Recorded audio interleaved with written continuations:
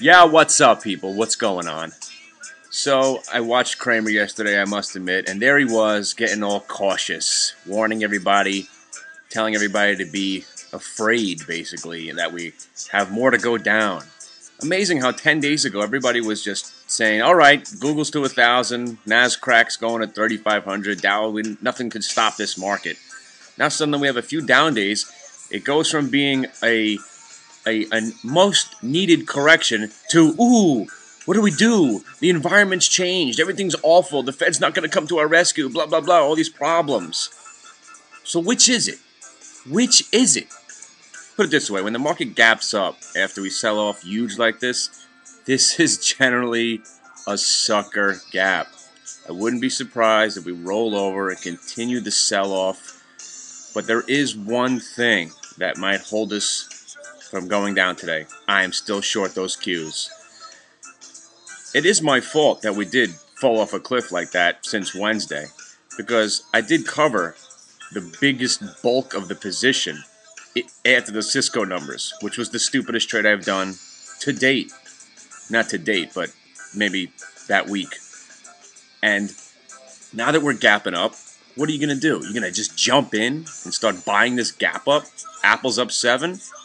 So everyone out there that was thinking about buying Apple, now that it's gapped up 7, you're not going to buy Apple.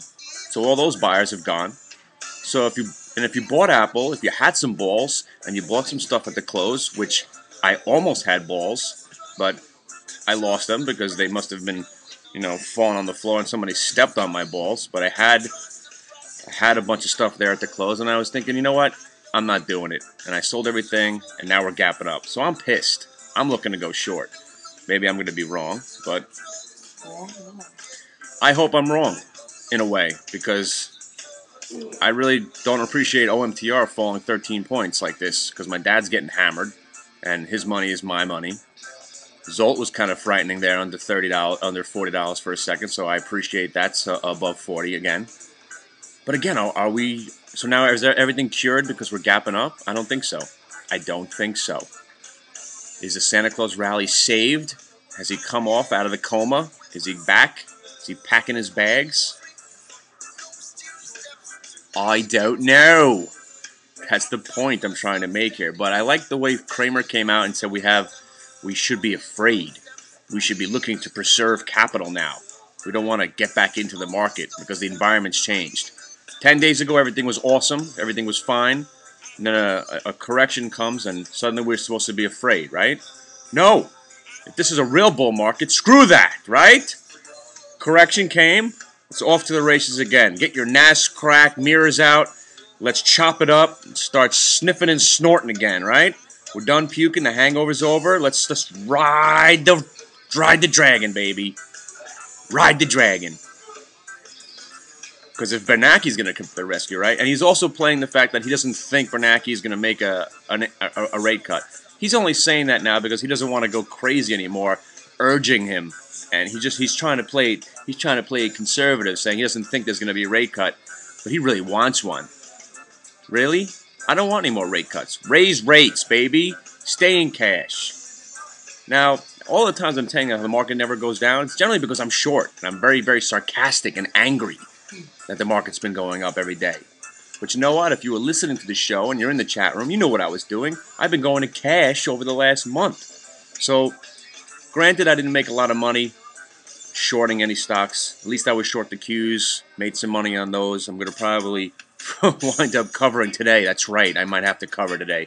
If the Qs break back over 50, I don't know, I might have to cover out of some sort of preservation of capital. But if we start rolling over, forget about it. This market is going to start running down to the downside. If we roll over and give this gap up, there's not going to be a buyer on the face of this planet. So be afraid. Yeah, be afraid. So anyway, back to Vegas. We got 2 more days. Right now, got to remember, there's going to be a lot of work getting done there. I'm going to be doing some filming. The main thing is we're going to try to have at least one nice party at the Mandalay Bay in the suite. We're going to try to invite some people. Again, I don't want to have people come into my suite because you know how things happen. You know, you invite people over to your room. Next thing you know, there's a lamp broken. Your mom starts yelling at you, and all hell breaks loose, and I have to pay for everything.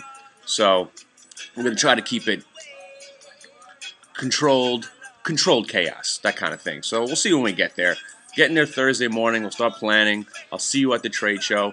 Everybody who's going to be in Vegas, please make sure you've sent me your email addresses and your phone numbers, and I will call you as soon as I get there. Dogs, I'm expecting, considering you're a neighborhood guy, you're going to be our leader.